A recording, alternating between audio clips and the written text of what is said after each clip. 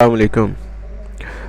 इस वीडियो में हम जानेंगे एम्पर रिड्यूस ट्रायल के बारे में। Emperor reduce trial second trial था जो कि एम्पाग्लिफोसिन के साथ किया गया आफ्टर एम्पारेक ट्रायल। एम्पारेक ट्रायल एक लैंडमार्क स्टडी रही और एस्टोनिशिंग रिजल्ट से जो हमने इससे प्रीवियस वीडियो में देखा कि वो ना सिर्फ कार्डियोवैस्कुलर सेफ्टी दे रहा था पेशेंट में, बल्कि कार्डियोवैस्कुलर बेनिफिट्स आ रहे थे पेशेंट में। और उनमें एक रिज़ल्ट आया था कि जिसमें 35% relative heart failure risk reduction थी। तो एक बहुत अच्छी रिडक्शन थी हार्ट फेलियर के अंदर, heart failure related cardiac event में। तो उसी इफेक्ट को चेक करने के लिए फिर एम्पर रिड्यूस ट्रायल किया गया।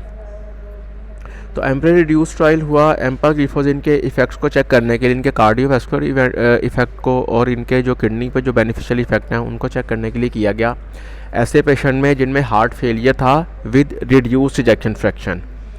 अच्छा, अगर इस स्टडी की बात करें तो ये पब्लिश हुई थी अगस्त 2020 में, और ये स्टडी भी new England journal of medicine में ही पब्लिश हुई है। यह भी एक लंबी स्टडी थी जो कि 31 मंथ्स ड्यूरेशन की स्टडी है, जो कि अप्रैल 2017 से लेकर नवंबर 2019 तक की गई। एम्पर रिड्यूस ट्रायल एम्पारेक ट्रायल की तरह ही एक रैंडमाइज्ड प्लेसिबो कंट्रोल ट्रायल है। रैंडमाइज्ड मतलब इसमें जितने पेशेंट को एनरोल किया गया उनको डिफरेंट ग्रुप्स में डिवाइड किया गया रैंडमली, और उनको जो है ना प्लेसिबो के अगेंस्ट टेस्ट किया गया। मतलब कुछ एक ग्रुप को प्लेसिबो दी गई और फिर सेकंड को एम्पाग्लिफोसिन जो है ना वो स्टार्ट करवाई गई। जब पेशेंट नंबर की बात करें तो एम्पर रिड्यूस ट्रायल में 3730 पेशेंट्स को एनरोल किया गया। इन पेशेंट्स को दो ग्रुप्स के अंदर डिवाइड कर दिया गया। एक ग्रुप को प्लेसिबो दी गई और प्लेसिबो ग्रुप में जो पेशेंट थे उनकी तादाद थी 1867। दूसरे ग्रुप को एम्पाग्लिफोसिन 10 मिलीग्राम एडमिनिस्टर की गई और इस ग्रुप में पेशेंट की तादाद थी 1863। अच्छा, इंक्लूजन क्राइटेरिया यानी ये वो शराइत जिनकी बेस पे पेशेंट को स्टडी के अंदर एनरोल किया गया। इंक्लूजन क्राइटेरिया में उसी तरह जिस तरह एम्पारेक ट्रायल में इंक्लूजन क्राइटेरिया रखा गया, उसी तरह एम्पर रिड्यूस ट्रायल में भी इंक्लूजन क्राइटेरिया को रखा गया। और सबसे पहला क्राइटेरिया था एज का। एज जो है ना तमाम पेशेंट जो थे वो उनको एनरोल किया गया जिनकी उम्र 18 साल से ज़्यादा थी। All the adult patients were enrolled. कोई भी 18 साल से कम उम्र का जो पेशेंट था वो इस स्टडी के अंदर नहीं लिया गया। इसके बाद जो एक ख़ास बात है एम्पर रिड्यूस ट्रायल में वो ये है कि इसमें जो 3730 लोगों को लिया गया उनमें जो आधे थे उनको डायबिटीज़ थी और जो आधे थे वो विदाउट डायबिटीज़ थे। ठीक है, half patients had diabetes and half patients were without diabetes.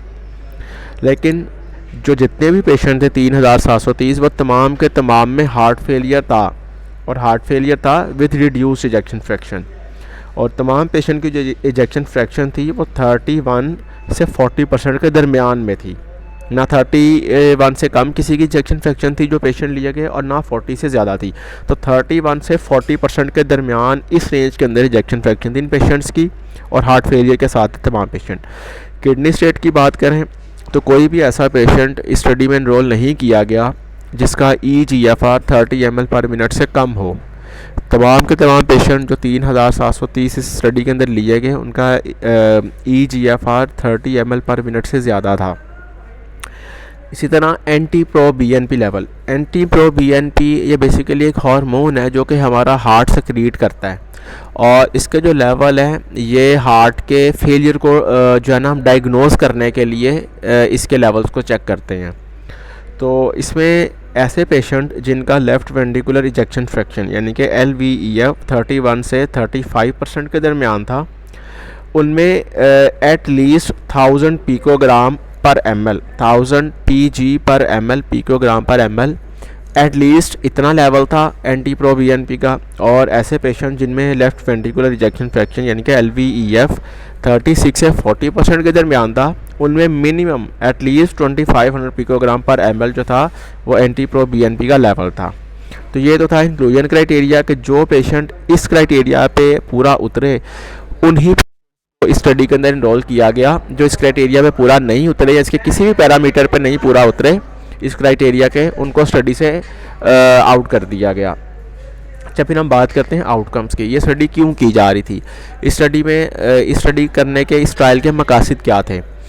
तो इसका जो पहला आउटकम था, जो पहला मकसद था, जो बुनियादी वजह थी स्टडी करने की, वो था कि चेक करना कि कार्डियोवैस्कुलर डेथ या हॉस्पिटलाइजेशन फॉर हार्ट फेलियर, मतलब इसमें कितनी कमी आती है। सिंगल पॉइंट में मतलब मेजर एडवर्स कार्डियोवैस्कुलर इवेंट कितनी कमी आ रही है जो है ना मेजर एडवर्स कार्डियोवैस्कुलर इवेंट में। और जो हम कार्डियोवैस्कुलर इवेंट स्टडी कर रहे थे वो एक ही था, कार्डियोवैस्कुलर डेथ या हॉस्पिटलाइजेशन फॉर हार्ट फेलियर, ठीक है जी।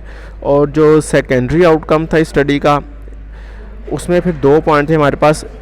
एक तो फर्स्ट सेकेंडरी, एक सेकंड सेकेंडरी। फर्स्ट सेकेंडरी में हम देख रहे थे कि recurrent hospitalization for heart failure, इसमें कितनी कमी आती है, मतलब कि बार बार तबीयत ख़राब होने पे जो हॉस्पिटल जाना पड़ता है हार्ट फेलियर के पेशेंट को, उसमें कितनी कमी वाक़या होती है। दूसरे अल्फाज में अगर इसको बयान करें तो ये कि पेशेंट कितना स्टेबल रहता है एम्पाग्लिफोजिन ट्रीटमेंट से।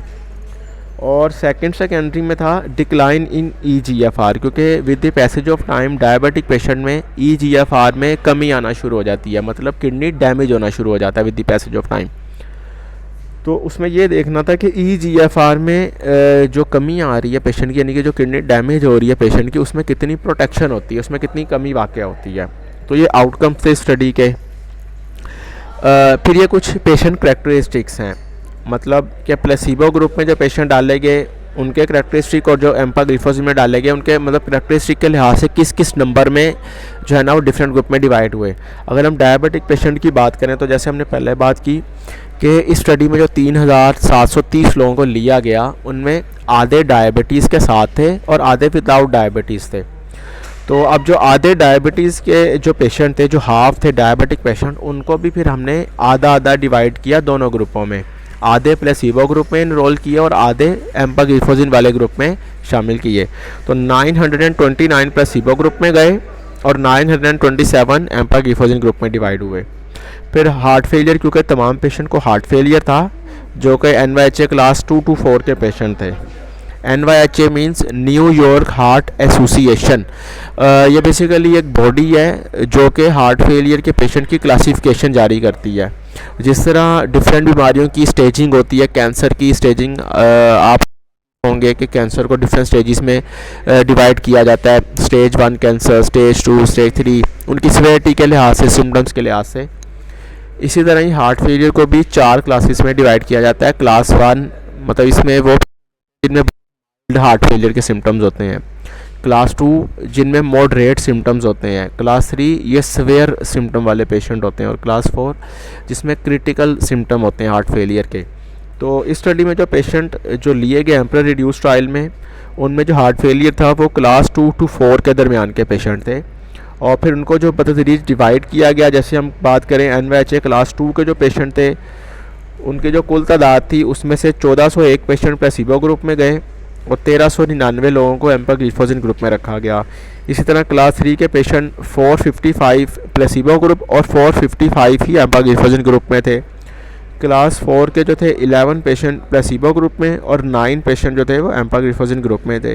तो ये पेशेंट के कैरेक्टरिस्टिक यानी कि डायबिटीज़ और हार्ट फेलियर के लिहाज से उनकी क्लासिफिकेशन है कि प्लेसिबो ग्रुप में कितने थे और एम्पाग्लिफोजिन ग्रुप में कितने थे।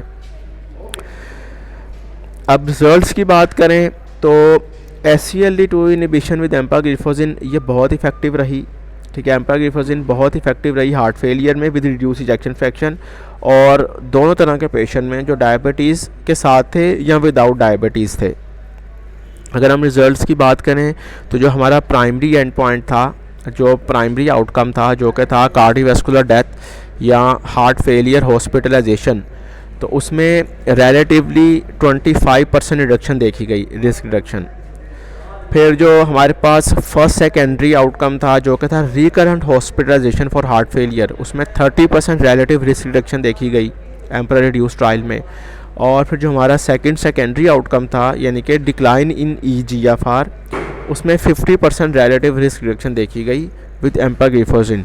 तो अगर हम रिज़ल्ट की बात करें तो डायबिटीज़ एंड विदाउट डायबिटीज़ दोनों तरह के पेशेंट में जो कि heart failure with reduce ejection fraction थे, तो एम्पाग्लिफोजिन से ना सिर्फ कार्डियोवैस्कुलर डेथ में बहुत हद तक कमी आई, बल्कि हार्ट फेलियर से हॉस्पिटलाइजेशन या बार बार जो हॉस्पिटलाइजेशन आ रही थी पेशेंट में, उसमें भी सिग्निफिकेंट रिडक्शन आई। और जो over the passage of time kidney damage आ रहा होता है पेशेंट में, उसमें भी 50% रिलेटिवली कमी देखी गई। तो जितने भी आउटकम्स हैं वो बहुत बेहतर है regarding cardiovascular and renal safety, जो कि बेसिक प्राइम ऑब्जेक्टिव था इस स्टडी को करने का।